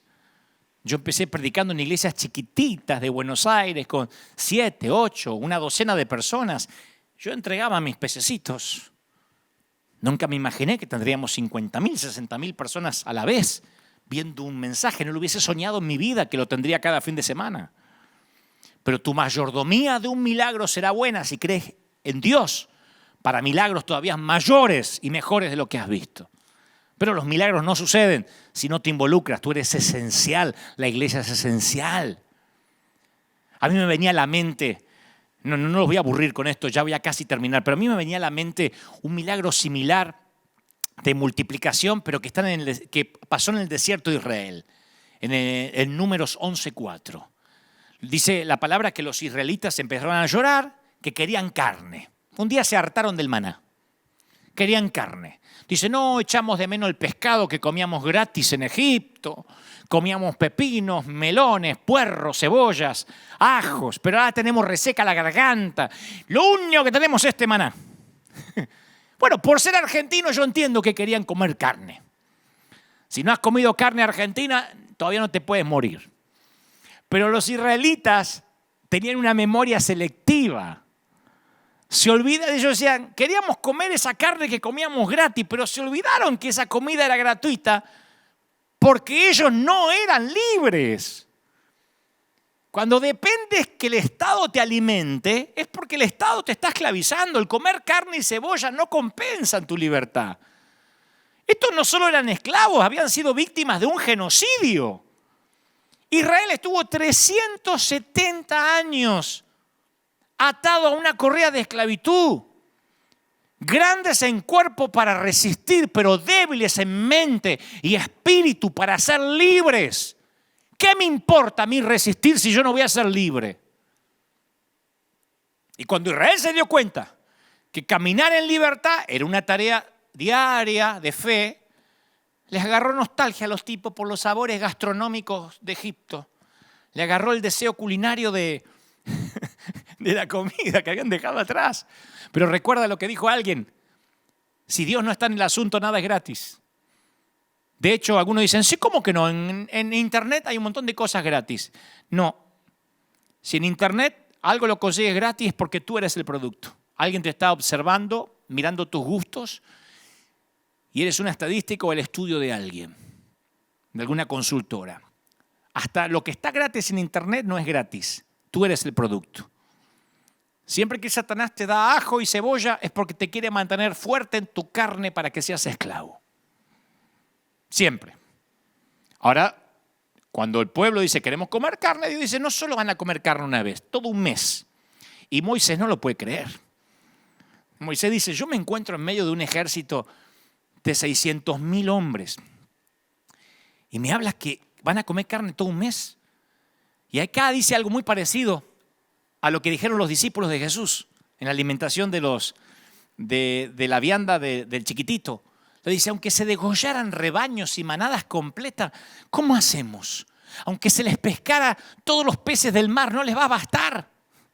Moisés otra vez está tratando de hacer todos los cálculos matemáticos y ninguno es viable, ninguno es logístico. A mí me ha pasado eso. Cuando Dios me decía, quiero que hagas un superclásico, convoca a los jóvenes, levanta una palabra en el estadio. Yo decía, $1.000.000. ¿Sabes lo que era $1.000.000 en Argentina? Lo mismo que ahora. Pero ni que buscara a Bill Gates, a Soros, a los millonarios más importantes. No me va a alcanzar. Y así estaba Moisés. Es imposible. No sé si estuviste en esa situación alguna vez o ahora estás en esa situación, diciendo, de esta no salimos. Esto liquidó el planeta. Tal vez Dios te está pidiendo que te arriesgues en un lugar, que te muevas, que te mudes y no te dan las cuentas. Quiere que te cases, que vayas a la universidad, que viajes y no te dan las cuentas. Quiere que emprendas un ministerio, una empresa y no te dan las cuentas. Yo sé de eso. Tantas veces Dios me mandó a hacer cosas y no me dieron las cuentas. La lógica grita que no, la fe susurra que sí. La lógica grita desde los noticieros de televisión. La fe susurra. Recuerda que Jesús no dio gracias después del milagro, sino antes que sucediera. Y lo mismo sucedió en Jericó. Josué 6:1 dice, las puertas de Jericó estaban aseguradas por miedo a los israelitas. Nadie podía salir ni entrar. Pero el Señor le dijo a Josué, yo he entregado, por favor repite esto, he entregado en tus manos a Jericó y a su rey con sus guerreros. ¿Captaste el tiempo verbal? Dios no habló en pasado. Dios habla, mejor dicho, como que ya pasó. No dice, te voy a entregar. No dice, si oras. No dice, si te atreves, te entregaré algún día, confía. No, ya estaba ganada. Tenían que caminar en derredor. La oración consiste en pedirle a Dios que haga algo tiempo futuro. La alabanza consiste en creer que Dios ya lo hizo tiempo pasado, ya está. Por eso digo, 2020 es un año de cosecha. Y antes que aparecieran las codornices, porque eso fue lo que iban a comer, en el radar meteorológico de Moisés, Dios le hace la pregunta. ¿Acaso se ha cortado la mano de Jehová? ¿Acaso el poder del Señor es limitado? Hay una versión que dice, ¿acaso mi brazo ha perdido su poder. De los 10 milagros, de las 10 plagas que Dios hizo para sacar a Israel de Egipto, ninguno fueron atribuidos al brazo de Dios. Éxodo 8:19 dice, el dedo de Dios es este. Las 10 plagas fueron el dedo de Dios. Si un dedo puede lograr 10 plagas o 10 milagros, ¿qué puede lograr el brazo de Dios? Esta es la verdad de alto octanaje que debería ser el combustible de tu fe.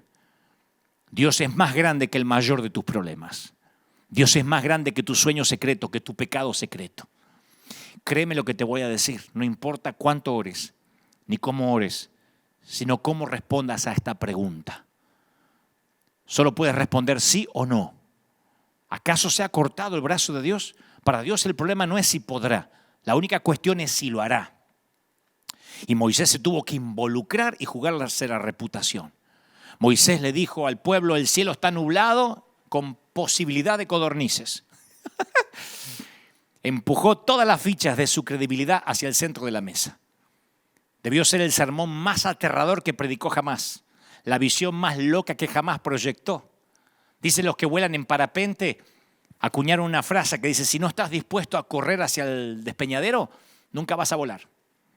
Yo tuve que dar mensajes aterradores a esta congregación. Ahí están en casa mirándome. ¿Se acuerdan cuando les dije, nos vamos de la Catedral de Cristal a congregarnos en hoteles? ¿Se acuerdan? Cuando los gringos nos dijeron, no hay planes para la iglesia hispana, acabamos de vender el edificio a la diócesis católica y la iglesia hispana, que son unos 2.500, 3.000, busquen un lugar. Acá no hay. ¿Se acuerdan? Fue mi sermón más aterrador, decirle a la gente, salgamos, no sé a dónde.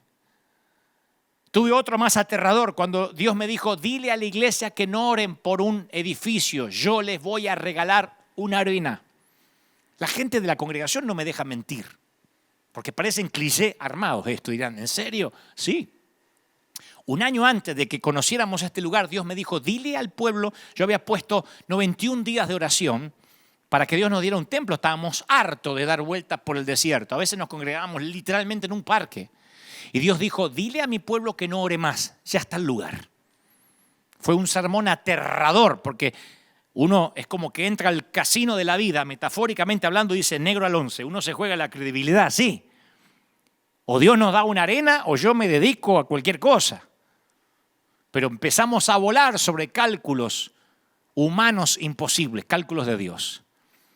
Y Números 11:31, ya que estamos hablando de multiplicación y de cosas locas, dice que desató un viento que trajo codornices del mar y las dejó caer sobre el campamento. Cubrieron los alrededores del campamento en una superficie de casi un día de camino y a una altura de casi 1 metro sobre la superficie del suelo. Y el pueblo recogió codornices todo el día, toda la noche, todo el día siguiente. Ninguno recogió menos de 2 toneladas y después las distribuyeron por todo el campamento. Se habían detenido en el desierto de Parán, que es una región ubicada a 80 kilómetros tierra adentro desde el Mediterráneo y 80 kilómetros desde el Mar Muerto. Yo estuve ahí. No en ese tiempo, lógico, hace poco. Y las codornices viven junto al agua, no vuelan largas distancias. Tuvo que haber venido un viento, y yo sé que hay un viento de otra parte, un viento que va a traer tu milagro. Si no, estas codornices no volaban nunca tierra adentro, pero las nubes se abrieron y el viento trajo las codornices. Y cuando se agotan de volar, como las trajo el viento, se dejan caer como bombas. Usted dice, ¿y cómo es que las pudieron comer? Porque se dejaron caer. Y no hablamos de patos aterrizando elegantemente sobre el agua. Estas son como bolas de granizo. Y caían, pa, y morían. Un día de camino. Un día de camino significa 25 kilómetros en todas las direcciones. Si lo elevamos al cuadrado y lo multiplicamos por pi, todavía me acuerdo del colegio, estamos hablando de una superficie de 2.000 kilómetros cuadrados, exactamente igual que la Ciudad de México. Codornices, lo mismo que ocupa la Ciudad de México. Y aparte estaban apiladas, formando 1 metro de altura. Literalmente produjeron un eclipse de sol. Los testigos oculares, después de ese día, cada vez que querían cerrar los ojos, en vez de contar ovejas, contaban codornices. El texto original dice que cada israelita no recogió menos de 10 homers. 10 homers multiplicado por 600.000 hombres da un mínimo de 6 millones de homers. 6 millones de homers. Un homers era una medida de granos secos que equivale a 200 litros. Quiere decir que llovieron 105 millones de codornices. 105 millones de codornices. Por si alguien no creía que Dios bendice y multiplica en proporciones dramáticas. Tu cielo está nublado con posibilidad de codornices, mi viejo. Hace muchos años, durante una madrugada, Dios me dijo, te mostraré, el Espíritu Santo me dijo, te mostraré el Dios de las multitudes. Nunca había estado entre un gentío, nunca. El Dios de las multitudes, me gustó. De hecho, es una frase que suelo usar mucho, Dios te bendiga, el Señor de las multitudes te bendiga. Y luego en Santiago de Chile, un querido pastor me dice con su acento chileno, escúchame Dante Gebel, él me había invitado a un congreso. Me dice, ¿tú quisieras la unción de multiplicación? ¿Tú quieres que la unción de multiplicación venga sobre ti? Yo no sabía si ni siquiera citaba la Biblia, pero me la estaban ofreciendo y yo la quería recibir. Yo dije, si me la ofrecen, ¿por qué voy a decir no? No creo. Total, dije, ¿qué puedo perder? Y me acuerdo que me impone las manos y me dice, Señor, que conozca la multiplicación y donde Él se pare siempre haya un gentío. No me olvido más. Dijo, ya sea en la radio, ya sea en la televisión, ya sea donde se pare, siempre que haya un gentío escuchando lo que tú vas a poner en su boca. Y yo susurré, me gustaría, Señor, 40.000, 50.000 personas, pero era algo que algún día a lo mejor iba a pasar. No existía internet. Pero Dios tiene la costumbre de hacer que nuestros sueños más desenfrenados, los demás desenfados, los más locos, parezcan infantiles. Él siempre excede nuestros sueños.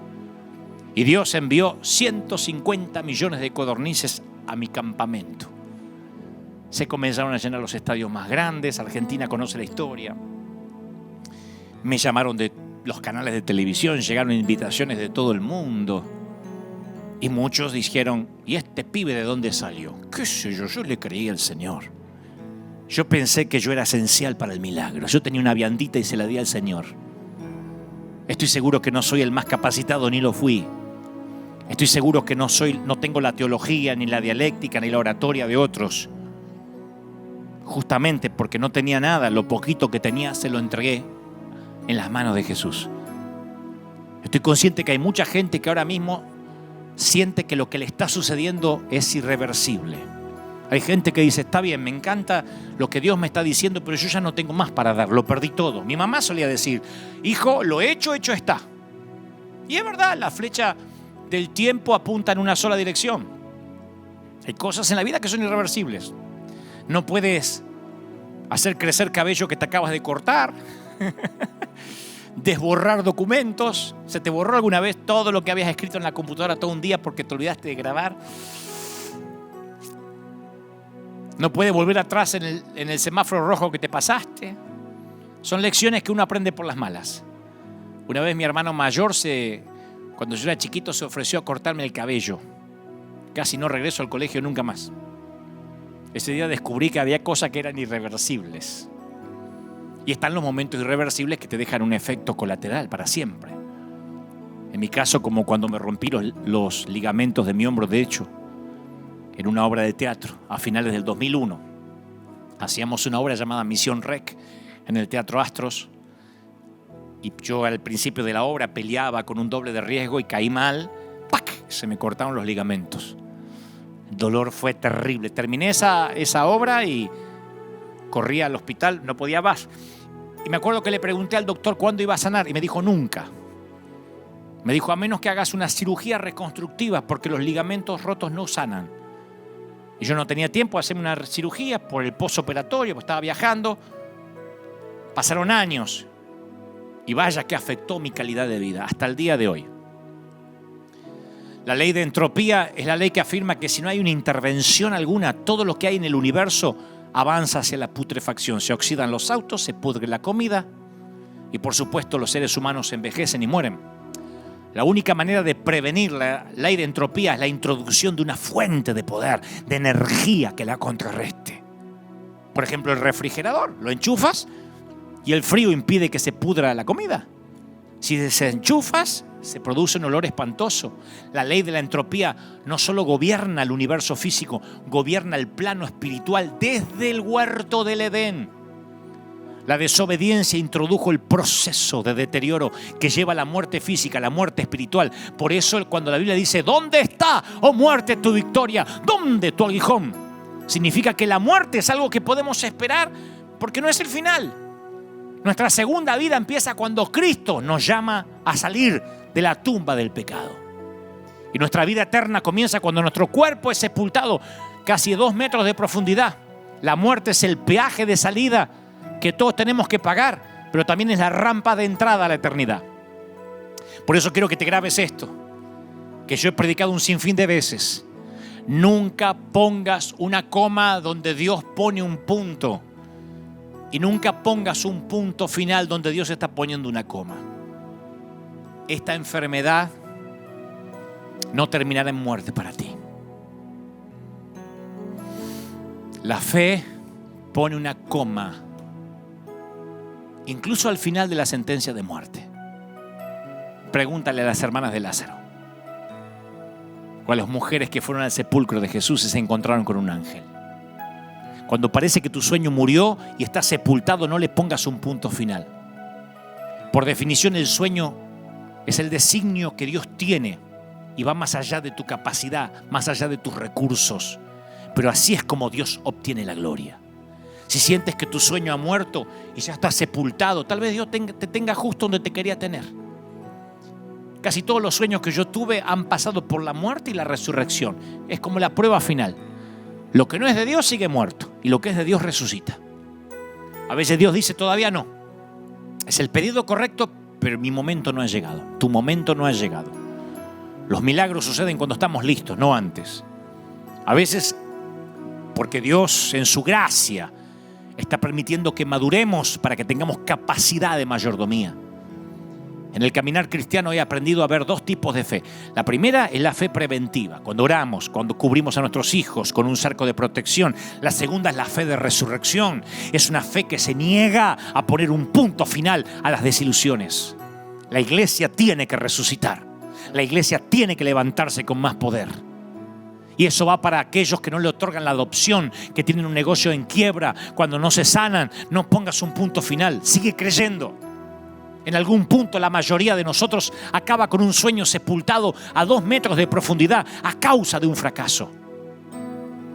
Mi sueño de pastorear la Catedral de Cristal hace 11 años se convirtió en pesadilla.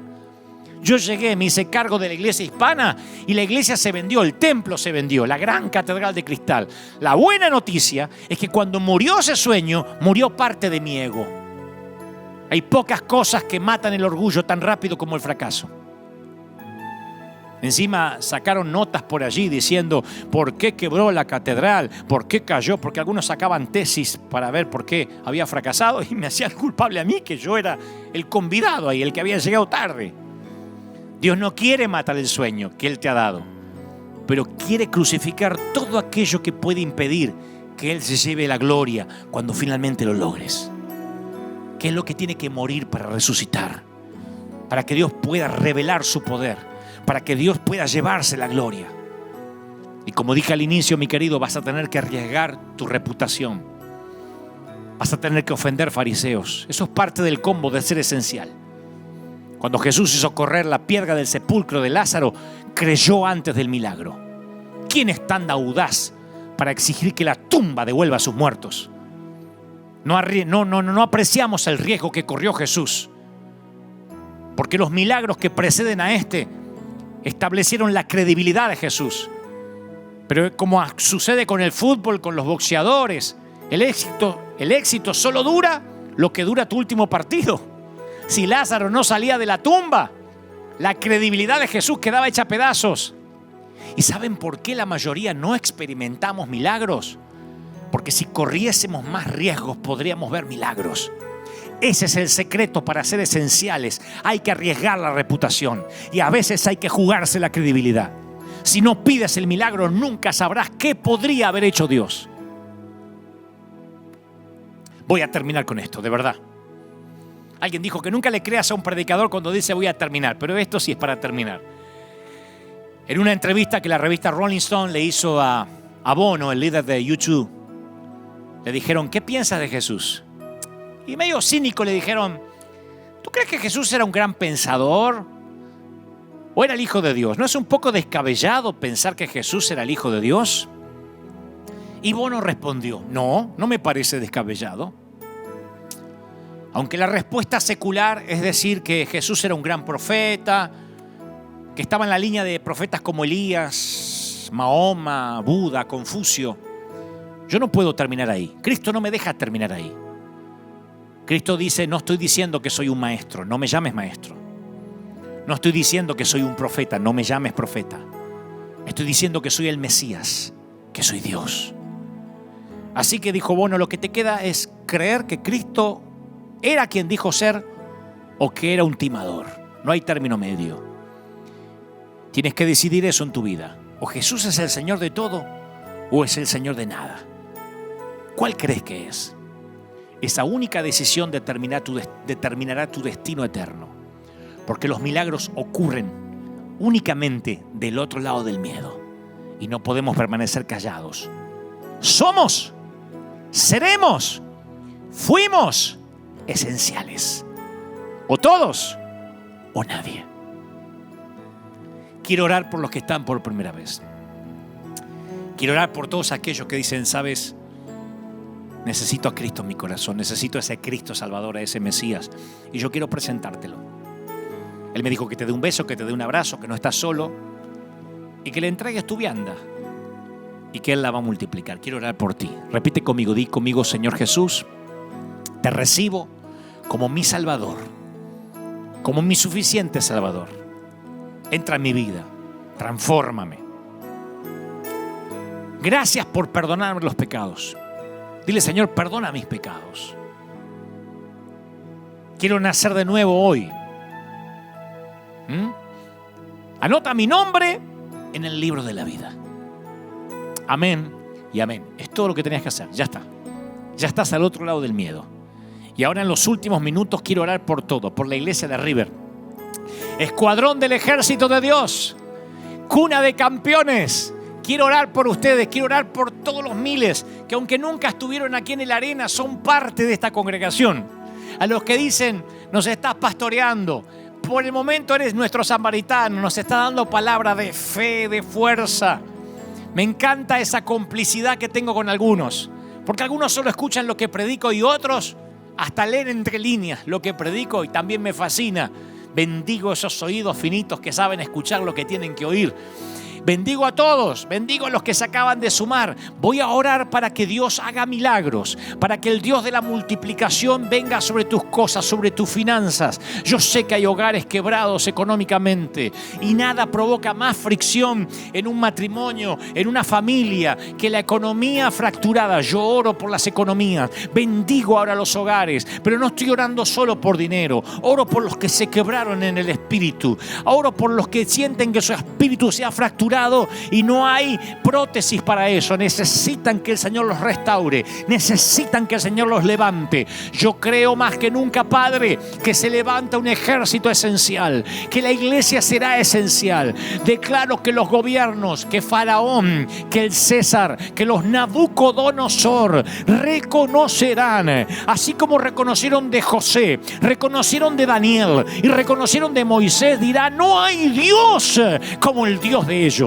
Yo proclamo que esos tiempos vienen en que Dios separará el trigo de la cizaña, en que Dios probará los corazones de sus siervos, en que Dios levantará y solidificará a aquellos que tienen legitimidad legitimidad en el llamado. Los que tienen llamados legítimos, los que se han levantado con un llamado verdadero, se mantendrán.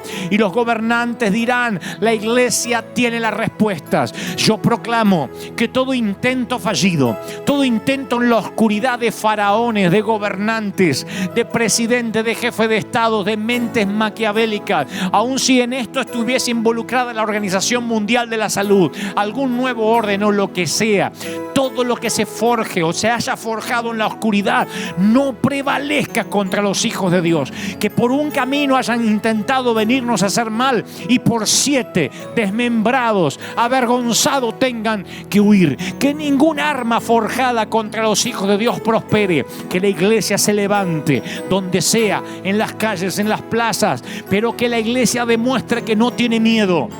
Que la iglesia demuestre que es esencial.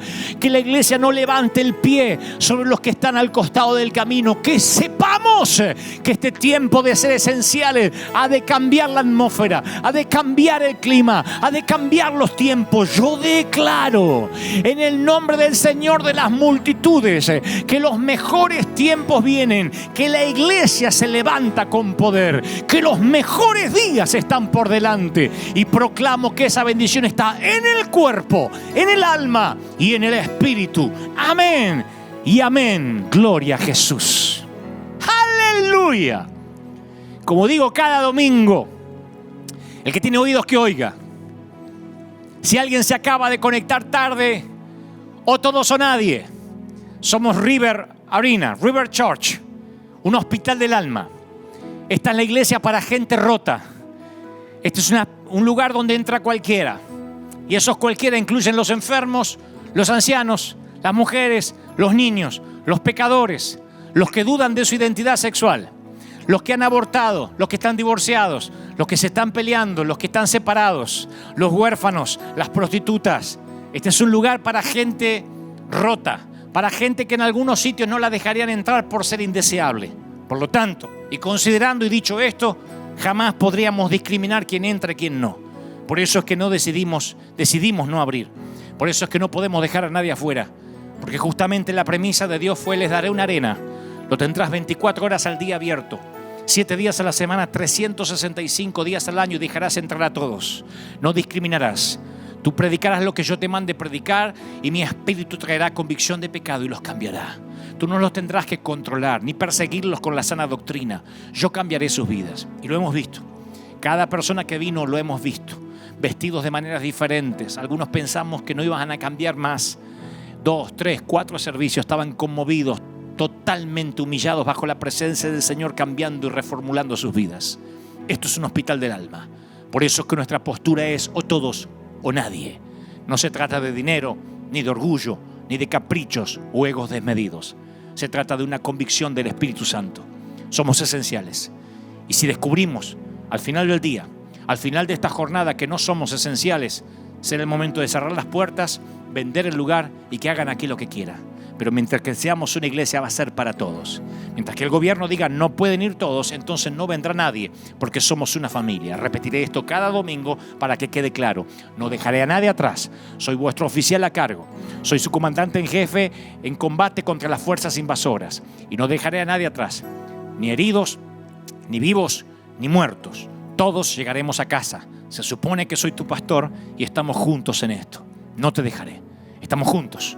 Vivos o muertos, todos volveremos a casa. Todos o nadie. Seremos la resistencia.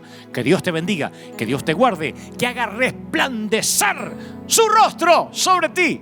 Nos encontramos en la semana en las redes y, por supuesto, si Dios nos dice otra cosa, aquí, dentro de 7 días, en esta tu cita de River Arena. Dios te bendiga. Buenos días.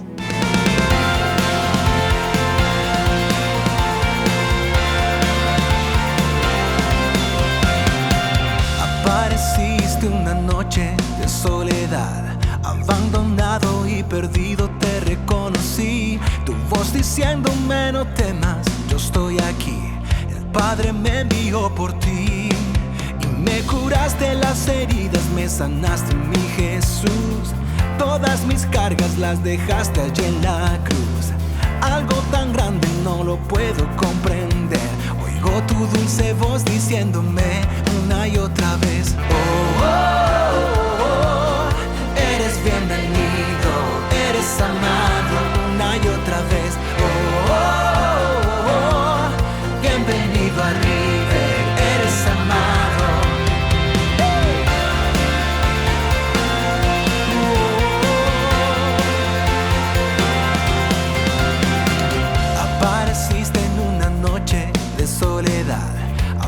abandonado y perdido te reconocí. Tu voz diciéndome no temas, yo estoy aquí.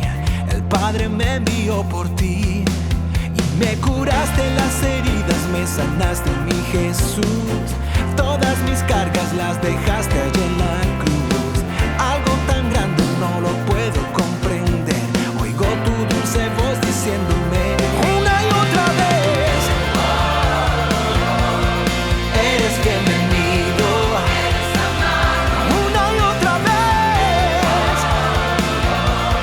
Bienvenido a mí. Eres amado una y otra vez. Eres bienvenido. Una y otra vez. Bienvenido a River. Eres amado.